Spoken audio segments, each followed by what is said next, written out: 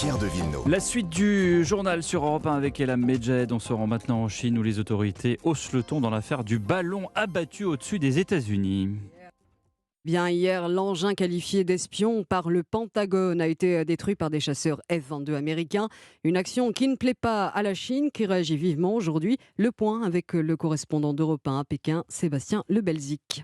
Oui, après les excuses, la colère et maintenant les menaces. Pékin a publié ce matin un communiqué dans lequel les autorités chinoises expriment, je cite, leur fort mécontentement et protestent contre l'utilisation de la force par les États-Unis. Elles se disent même prêtes à répliquer, faisant craindre une escalade des tensions déjà très vives entre la Chine et les États-Unis.